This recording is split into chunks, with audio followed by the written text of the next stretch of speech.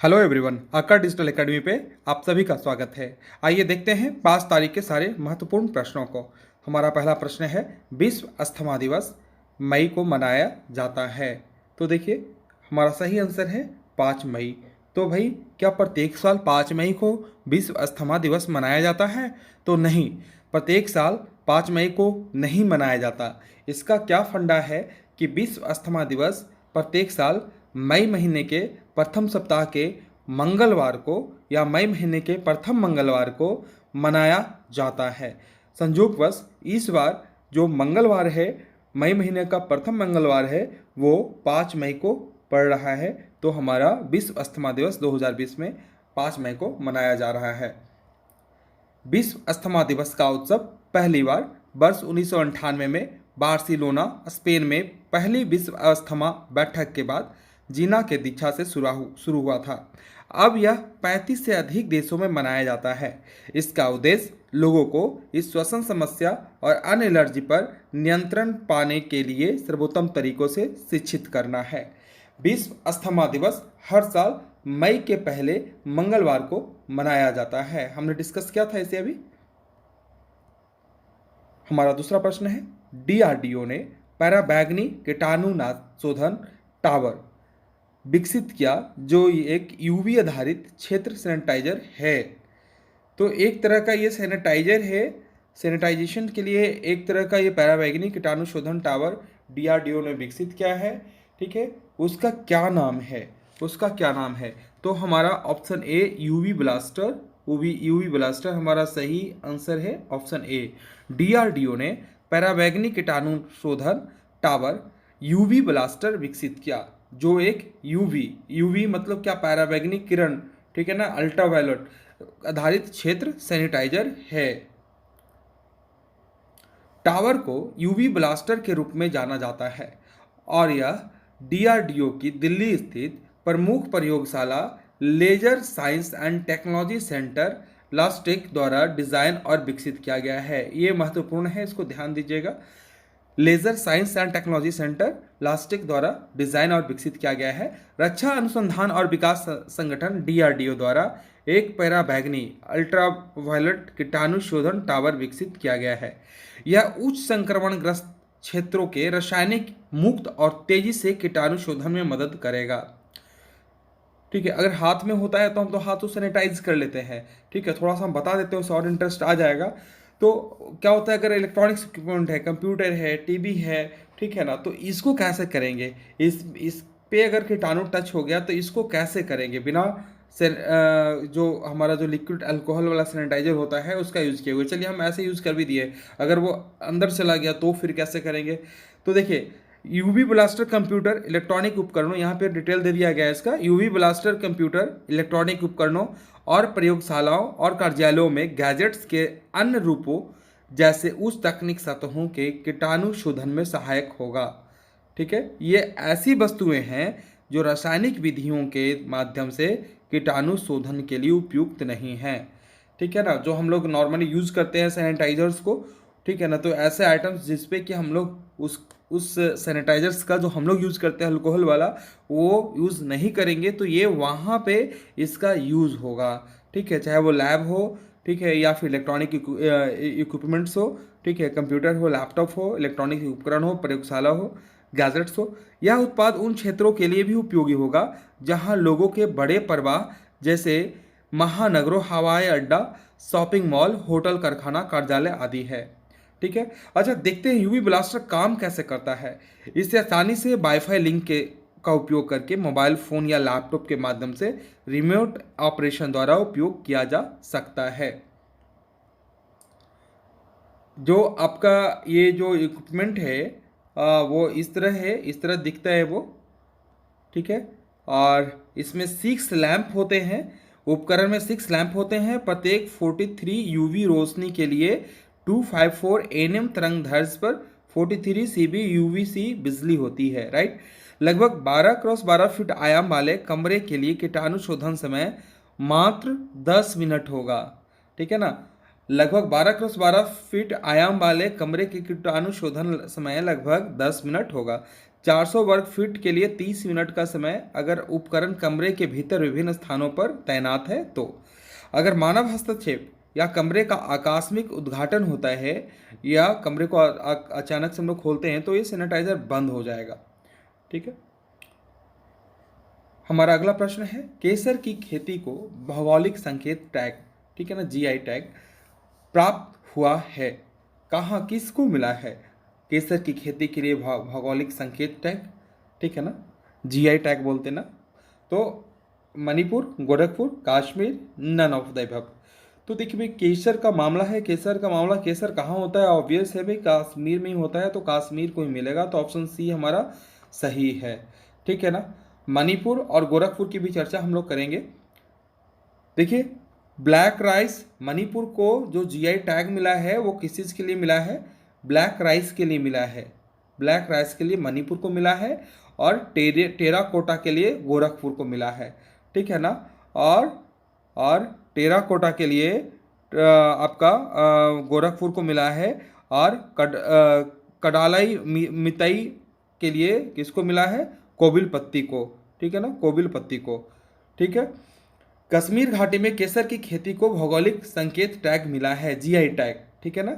ये केसर के जो डायग्राम है, जो केसर का जो पौधा है उसका चित्र है। देखिए किस तरह से ये केसर, इसमें ये जो रेड वाला है ना, ये केसर, इसी का यूज़ करते हैं हम लोग मसाले के रूप में।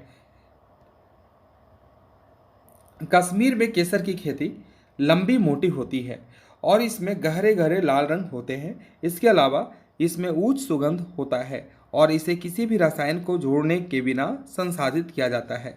क्रोकिन की उच्च मात्रा के कारण केसर का रंग अद्वितीय है।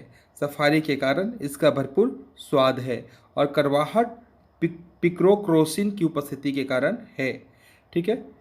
कश्मीर केसर दुनिया का एकमात्र केसर है जो 1600 मीटर की ऊंचाई पर उगाया जाता है। ये महत्वपूर्ण है, ध्यान दीजिएगा।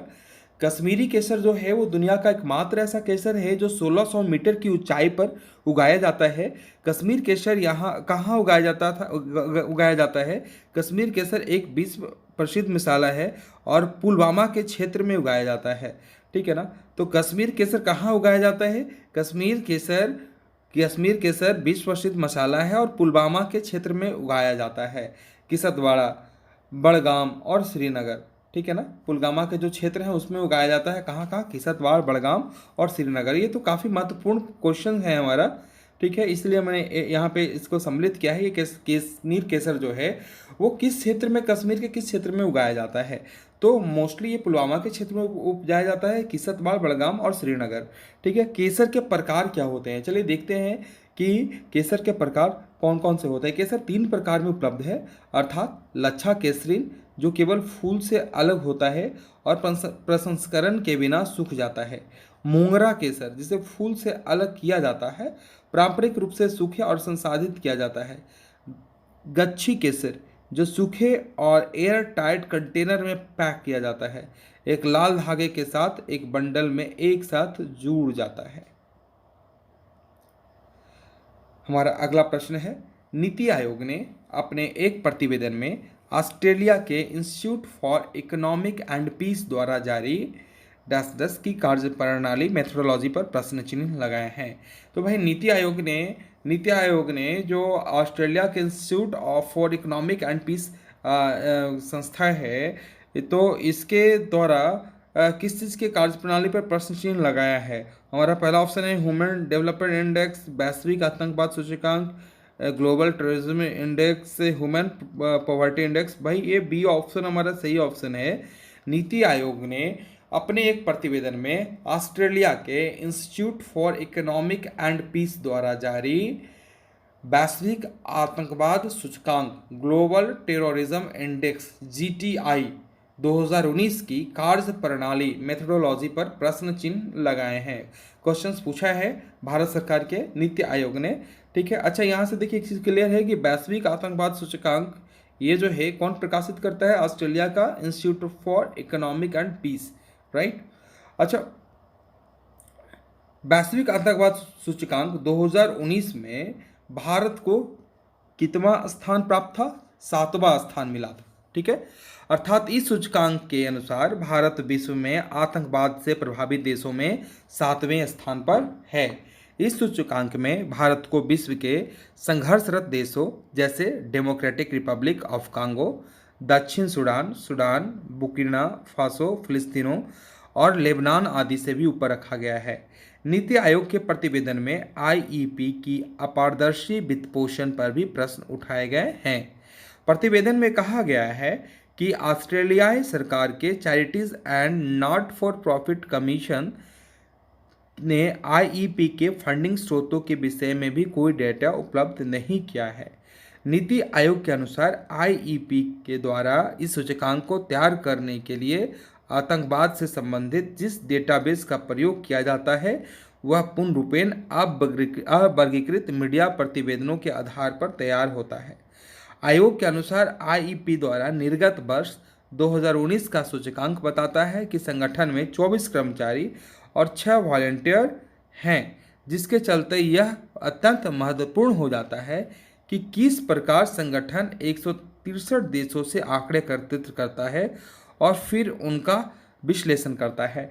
तो जो नीति आयोग का जो दोषारोपण है, जो उन्होंने प्रश्न उठाया है, ठीक है, उसमें उसका एक सबसे बड़ा सॉलिड जो पॉइंट है वो ये है कि 24 कर्मचारी और 6 वॉलंटियर हैं उस ऑर्गेनाइजेशंस में, ठीक है। तो वो कैसे इस अत्यंत ये जो अत्यंत महत्वपूर्ण जो टॉपिक है, ठीक है, इस पे उन लोगों ने कैसे काम किया और 163 देशों से आंकड़े कैसे एकत्रित किए और फिर उन आंकड़ों को विश्लेषण कैसे किए, राइट। वैश्विक आतंकवाद सूचकांक 2019 के अनुसार वर्ष 2014 के पश्चात अब तक आतंकवाद के कारण होने वाली मौतों की संख्या में 52% की कमी देखने को मिली है, जो कि 33,555 से घटकर 15,952 हो गई है। जीटीआई के अनुसार आतंकवाद से होने वाली मृत्यु में कमी के कारण आतंकवाद के वैश्विक आर्थिक प्रभाव में भी कमी आई है, जो कि वर्ष 2018 में 38% घटकर 33 बिलियन अमेरिकी डॉलर पर पहुंच गया है। इस सूचकांक में प्रथम स्थान अफगानिस्तान को मिला है, जिसका अर्थ है कि अफगानिस्तान विश्व में आतंकवाद से सर्वाधिक प्रभावित देश है। इसके अनुसार अफगानिस्तान विश्व में आतंकवाद से प्रभावित सर्वाधिक प्रभावित देश है। नंबर 1 पे आता है आतंकवाद प्रभावित देशों की श्रेणी में। वही इस सूचकांक में अंतिम स्थान बेलारूस को प्राप्त हुआ है। इस प्रकार बेलारूस आतंकवाद की दृष्टि से काफ़ी सुरक्षित है देश है। भारत के पड़ोसी देशों में पाकिस्तान को 5वां, चीन को 42वां, बांग्लादेश को 31वां, नेपाल को 34वां, श्रीलंका को 55वां, भूटान को 137वां और म्यांमार को 26वां स्थान प्राप्त हुआ। वैश्विक आतंकवाद सूचकांक GTI, global terrorism index GTI, Australia स्थित institute for economic and peace, जो institute for economics and peace IEP, जो हम लोग आईपी का जिक्र कर रहे हैं वो यही है, द्वारा हर वर्ष निर्गत किया जाता है। इसमें वैश्विक स्तर पर आतंकवाद से संबंधित आंकड़ों के साथ साथ विभिन्न देशों को आतंकवाद की स्थिति के आधार पर रैंकिंग भी दी जाती है। आईईपी के द्वारा निर्गत किए जाने वाले सूचकांक में मुख्य रूप से मैरीलैंड विश्वविद्यालय के वैश्विक आतंकवाद डेटाबेस का प्रयोग किया जाता है। काफी महत्वपूर्ण टॉपिक को हमने देखा अभी। अगला प्रश्न है हमारा, आंतरिक विस्थापन पर वैश्विक रिपोर्ट आंतरिक विस्थापन निगरानी केंद्र आईडीएमसी द्वारा जारी जीआरआईडी 2020 ने कहा कि 2019 में भारत में डैश से अधिक लोग विस्थापित हुए। कितने लोग विस्थापित हुए, राइट। तो हमारा बी ऑप्शन सही है, 5 मिलियन। हमारा बी ऑप्शन सही ऑप्शन है, 5 मिलियन, राइट। तो आंतरिक विस्थापन पर वैश्विक रिपोर्ट आंतरिक विस्थापन निगरानी केंद्र आईडीएमसी द्वारा जारी जीआरआईडी 2020 ने कहा कि 2019 में भारत में 5 मिलियन से अधिक लोग विस्थापित हुए हैं।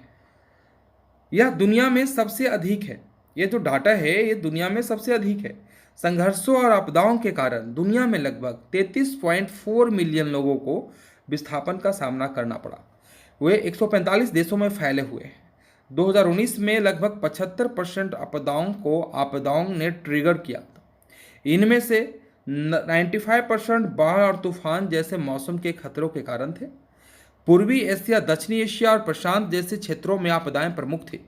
भारत, चीन, बांग्लादेश और फिलीपींस में से प्रत्येक ने 2019 में 4 मिलियन से अधिक विस्थापन दर्ज किए।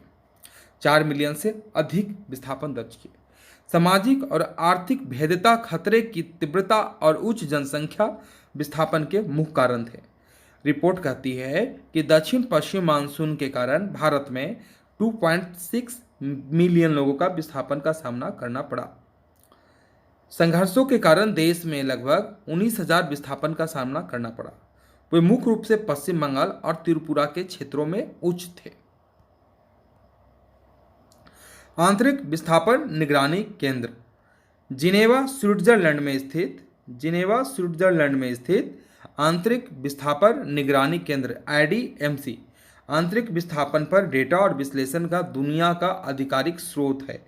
ठीक है, वर्ल्ड का जो पूरा जो डेटा है आंतरिक विस्थापन का, ठीक है, उसका जो डेटा और उसका जो एनालिसिस का जो पूरा स्रोत है वो कहाँ से, कौन उसको डील करते हैं, वो आंतरिक विस्थापन निगरानी केंद्र IMDC कहाँ स्थित है, जिनेवा स्विट्जरलैंड।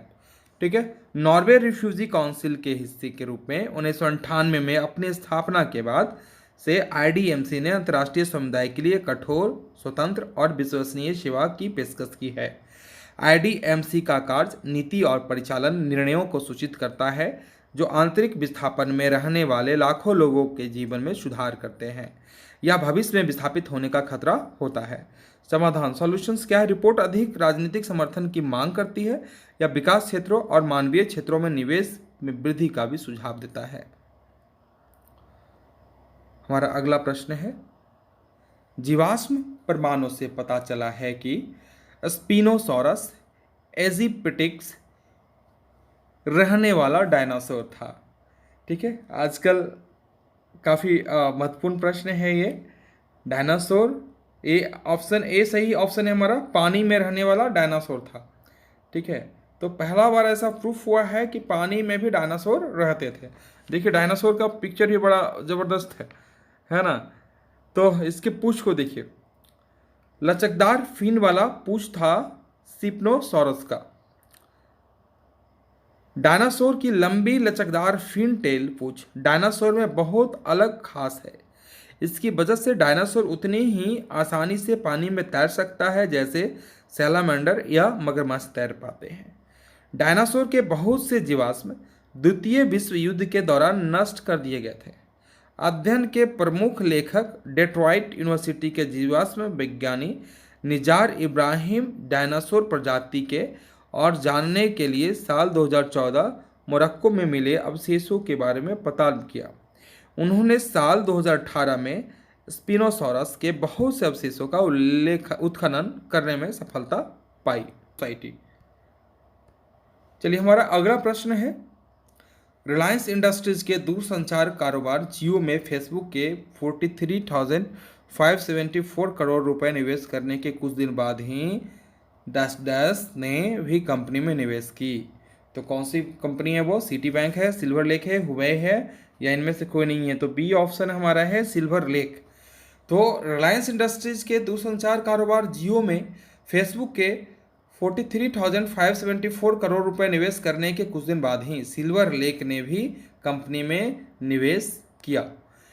रिलायंस इंडस्ट्रीज के दूरसंचार कारोबार जियो में फेसबुक के 43,574 करोड़ रुपए निवेश करने के कुछ दिन बाद ही सिल्वर लेक ने भी कंपनी में कितने का निवेश किया? 5,655.75 करोड़ रुपए, राइट, निवेश करने पर सोमवार को सहमति जताई। दुनिया के सबसे बड़े प्राथमिक निवेशकों में से एक सिल्वर लेक जियो प्लेटफॉर्म्स में 1.15% हिस्सेदारी खरीदेंगे। कितने परसेंट हिस्सेदारी खरीदेंगे सिल्वर लेक? तो 1.15%। किस बैंक ने विकास अभय ऋण योजना की शुरुआत की? कर्नाटक विकास ग्रामीण बैंक, ऑप्शन ए हमारा सही ऑप्शन है। कर्नाटक विकास ग्रामीण बैंक ने सूक्ष्म, लघु और मध्यम उधारकर्ताओं को राहत देने के लिए विकास अभय नामक एक ऋण योजना आरंभ की है। यह योजना कर्नाटक में धारवाड़ के उन उधारकर्ताओं के लिए शुरू की गई है जिनकी व्यवसायिक गतिविधियां कोविड-19 महामारी के कारण बाधित हुई थी। इसमें लोन की लिमिट क्या है? इसमें लोन की लिमिट 1 लाख रुपए तक की है। हमारा अगला प्रश्न है, हाल ही में गूगल पे इंडिया की नई सलाहकार कौन बनी है? शिखा शर्मा। ऑप्शन सी हमारा सही आंसर है। एक्सिस बैंक की पूर्व सीईओ शिखा शर्मा को गूगल पे इंडिया का सलाहकार नियुक्त किया गया है।